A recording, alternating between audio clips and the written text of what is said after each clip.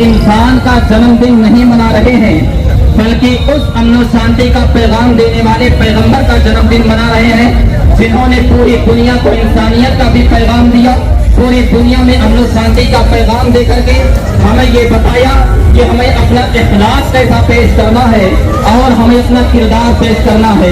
याद कीजिए, आज से 1400 साल पहले का अरसा जब दौरे जब हुआ करता था, ना लोगों को जीने का तसव्वुर था, ना ही लोगों को चलने का सलीका मालूम था।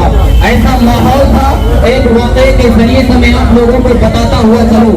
एक शख्स की बारगाह में हाजिर हुआ, अर्ज करता है, या रसूल अल्लाह, मुझे एक मर्तबा तिजारत की गरज से सफर पर जाना था। उस वक्त माहौल ऐसा था कि लोग अपनी बच्चियों को अपने हाथों से कत्ल कर दिया करते थे। या रसूल अल्लाह, मैंने अपनी बीवी को वसीयत किया, मेरी बीवी उस वक्त हामिला थी। मैंने कहा, तेरे पेट में जो बच्चा है, अगर पैदा होने के बाद लड़का पैदा हो तो उसकी परवरिश अच्छे से करना, और अगर बेटी पैदा हो तो उसको मेरे माशरे में जीने का हक नहीं, उसको कत्ल कर देना। या रसूल अल्लाह, मैं सफर पर चला गया।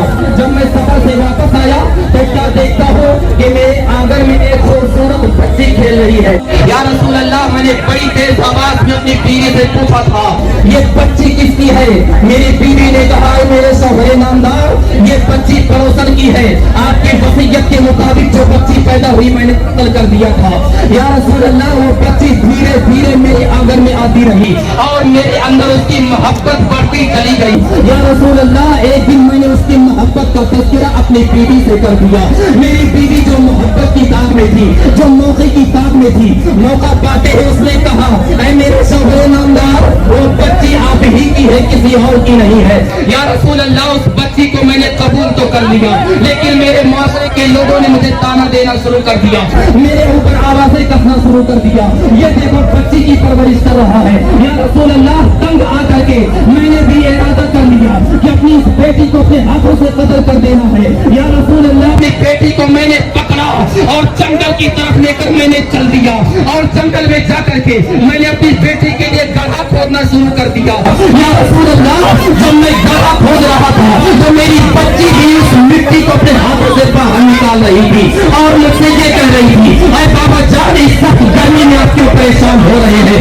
उसको ऐसा लग रहा था कि मैं अपनी बच्ची के साथ कोई खेल खेल रहा हूँ। मगर या रसूल अल्लाह, जब यहाँ तैयार हो गया, अपनी बेटी को मैंने उसमें दफन कर दिया, और जब उसके सीने तक मिट्टी आ गई तो मेरी बेटी ने बड़ी तेज आवाज में चीख मार करके आवाज दिया, परवरदिगार, तेरा फरमान है, पैगंबर आने वाला है, एक नबी आने वाला है जो बच्चियों को जिंदगी अता कर देगा, उन्हें जिंदा होने से बचा लेगा।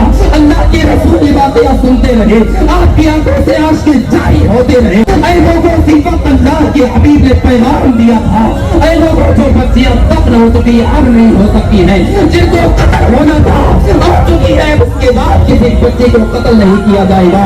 उसी वक्त अल्लाह के हबीब ने फरमाया था कि जो शख्स अपने बच्चियों की परवरिश करेगा, क़यामत के दिन अल्लाह रब्बुल इज्जत उसको जन्नत में अता फरमाएगा।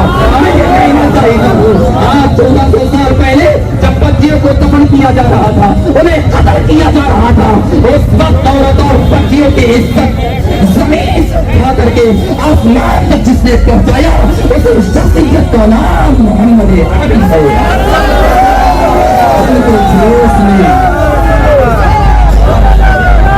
और उन्हीं के जुलूस में आज हम और आप हाजिर हैं। मगर इस वाक़े के बाद मैं ये पैगाम देना चाहता हूँ, आज औरतों की इज्जत सलामत है, उनका वक़ार सलामत है, ये मोहम्मद अरबी की बुनियाद पर है।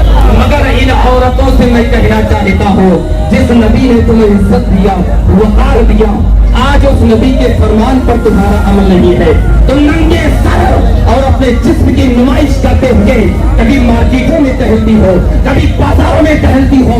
याद रखो, इस्लाम ने तुम्हें इज्जत दिया है, इज्जत उसी वक्त तक सलामत रहेगी जब तक तुम इस्लाम के फरमान पर अमल करती रहोगी। अगर इस्लाम तुम्हारे हाथ से छोड़ गया तो याद रखो, फिर तुम्हारी औकात और तुम्हारी बर्बादी के मुकद्दर बनती हुई नजर आएगी।